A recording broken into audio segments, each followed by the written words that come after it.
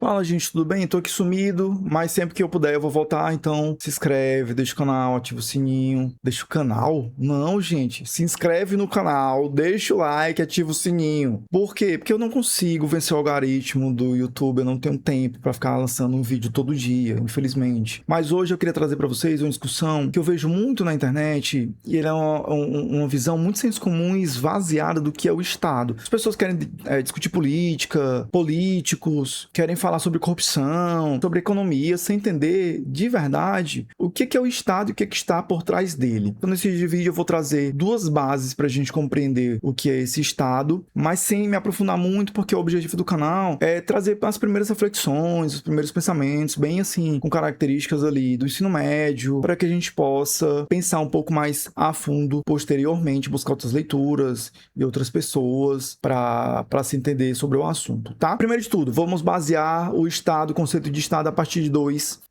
autores clássicos, Max Weber e Karl Marx, e aí Marx e Engels, para ser mais especificamente, tá? O que o Weber diz sobre o Estado, tá? Weber vai dizer que o Estado é uma instituição que tem um monopólio legítimo do uso da violência em determinado território. Não necessariamente nessa mesma ordem, mas é isso que ele diz. O que isso quer dizer? O que é essa violência legítima? Essa violência legítima, ela diz o seguinte: ela pode ser por um aparato realmente ostensivo, polícia, exército, pode ser também através das leis, dos costumes, uma violência simbólica, utilizando aí Bourdieu.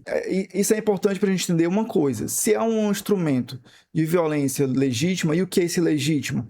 É quando aquela determinada população daquele território ela abre mão das suas liberdades e restritas individuais para que o Estado controle e organize aquela determinada sociedade para que ela não vire uma barbárie, não se transforme numa grande guerra civil. Então, se ela surge com essa premissa, por que ela surge assim? Porque o capitalismo tem enorme influência no que nós conhecemos como hoje como o Estado burguês. Certo? O que isso quer dizer? Que a burguesia está no comando do Estado. Ou você acha que a classe trabalhadora, se fosse a classe trabalhadora, você acha que as leis de se aposentar com 69 anos, de trabalhar 6 dias e folgar um, sei lá, não ter direitos trabalhistas para quem trabalha com aplicativo, não ter um salário digno, o aumento do salário mínimo ser pouco, seria da forma como é hoje? A taxa Selic, a taxa de juros a mais de 15%, seria assim se a classe trabalhadora estivesse no poder? Não. Isso é assim porque interessa a uma determinada classe social. O Estado que nós temos hoje, esse Estado capitalista, ele não surge do nada. Ele não é um processo natural. Ele é um processo criado pelo ser humano durante períodos de revoluções burguesas, principalmente a Revolução Francesa e a Revolução Industrial. Então, nós tínhamos ali uma determinada classe que dominava, que eram os reis, os aristocratas, os senhores feudais, enfim. E aí nós transformamos isso para a classe revolucionária ficar no poder. Quem era a classe revolucionária?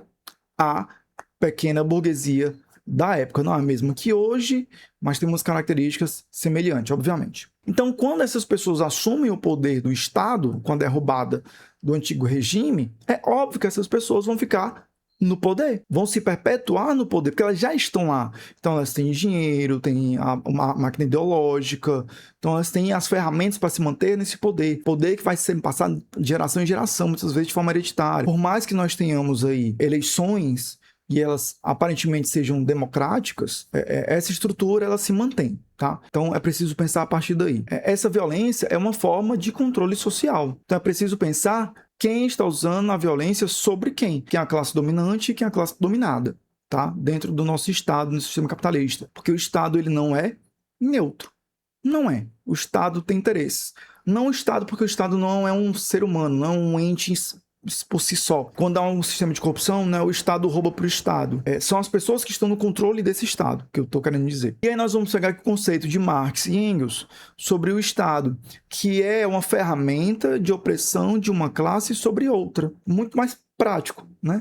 É compreender que a classe burguesa está sobre a classe trabalhadora. Quem detém os meios de produção, as relações de produção, aquilo que está com as ferramentas do trabalho no poder, com as ferramentas que geram capital, essas pessoas terão total controle sobre a vida dos trabalhadores. E aí, por que esse Estado ele aparentemente é natural e a nossa democracia parece ser realmente democrática? Isso são artifícios que o Estado burguês utiliza para dizer que somos todos iguais, que existe realmente uma democracia de fato.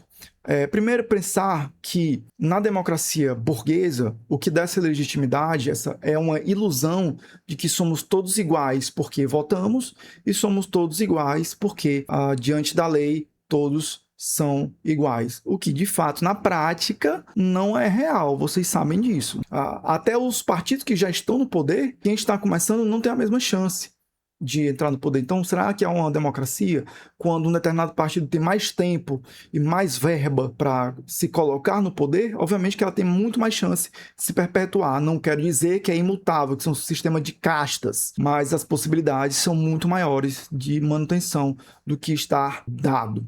Certo? E aí, quem são as pessoas que estão no poder? São os empresários, são o agronegócio, são os líderes religiosos, são milionários e bilionários. E às vezes o bilionário ele não está no poder diretamente, no poder político, mas ele está financiando determinado político. E aí Marx e Engels, mais uma vez, vão dizer que os políticos são meramente ferramentas gerenciadores do balcão de negócio da burguesia, como forma de manter cada vez o capital ali no controle e a classe trabalhadora controlada. Certo? Por que é importante a gente entender isso? Porque senão a gente vai cair na falácia de que o Estado é corrupto, o Estado é assim mesmo, o Estado é natural, todo político é ladrão, e as coisas não podem ser pensadas a partir do senso comum. As coisas precisam ser pensadas porque elas são na sua essência. Então é preciso pensar quem está no poder, quem nós estamos deixando ficar no poder, o que nós estamos colocando no poder político. Quando há uma briga ali entre acabar ou não a escala 6x1, isso é claramente uma luta de classes. Quando nós temos um candidato